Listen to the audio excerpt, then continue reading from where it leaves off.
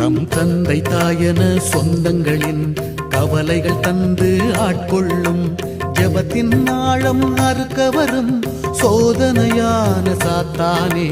இயேசுவின் பெயரால் உன் சூழ்ச்சிகள் ஒழியும்.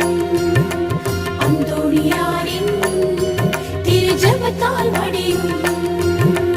இயேசுவின் பெயரால் உன் சூழ்ச்சிகள் ஒழியும்.